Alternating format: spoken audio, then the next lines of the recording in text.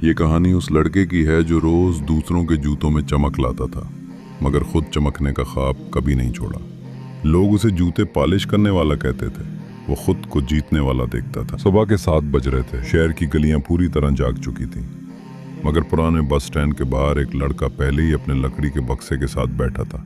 नाम था अनवार, उम्र बमुश्किल 12 साल, हाथों पर पॉलिश का काला रंग, कपड़े धूल ज़दा, मगर आंखों में वो चमक जो कम ही लोगों में नजर आती है, एक जिद, एक भूख जीतने की। अनवार का बाप 3 साल पहले गुजर गया था। माँ घरों में सफाई करती थी और अनवार ने स्कूल छोड़कर सड़क किनारे जूते पॉलिश करना शुरू कर दिया। वो रोज लोगों के जूतों पर चमक चढ़ाता, मगर अपने ख्वाब दिल में छुपा कर रखता कि एक दिन ये शहर उन्हें जूतों में चमक तलाश करने वाले लड़के को सलाम करेगा। एक दिन स्टैंड पर एक नई गाड़ी 3 रुकी। दरवाजा खुला और बाहर निकला फैजान, एक अमीर घराने का लड़का, तकरीबन हम उम्र, लेकिन हालात जमीन आसमान का फर्क। जूते ब्रांडेड, कपड़े नए, मगर उसकी आवाज में तकब्बुर ऐसा जैसे दुनिया उसके कदमों में हो।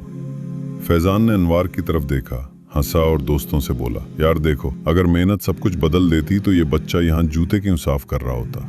ख्वाब ख्वाब गरीबों के मजाक होते हैं। दोस्त हंस पड़े। अनवार ने कुछ न कहा, सिर्फ सर झुकाकर पॉलिश करता रहा।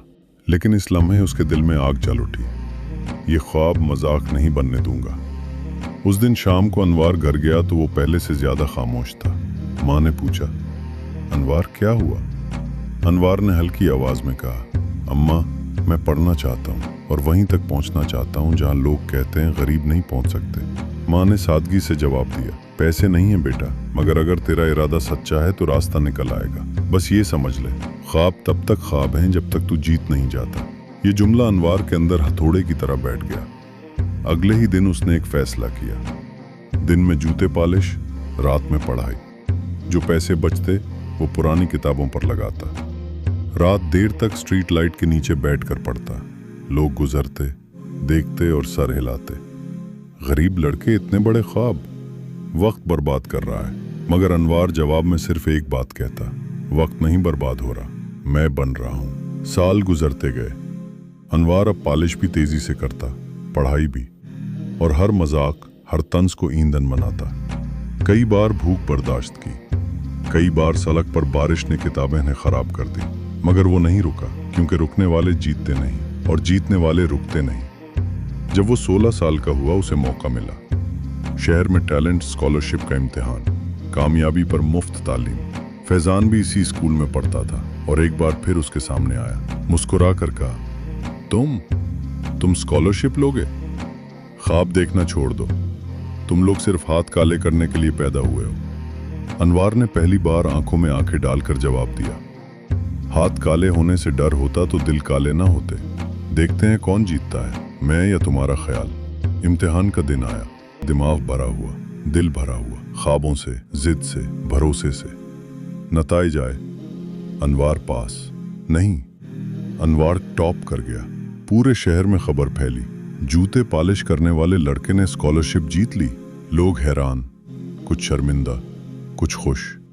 लेकिन अनवार अब सिर्फ बच्चा नहीं था, वो मिसाल बन चुका था। 1 साल बाद शहर के स्ट्रीट चाइल्ड प्रोग्राम में उसकी तकरीर थी। हॉल भरा हुआ था।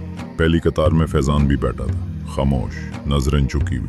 अनवार माइक पर गया, सांस ली और कहा, लोग कहते थे ख्वाब बड़े ना देखो, मैंने देखा।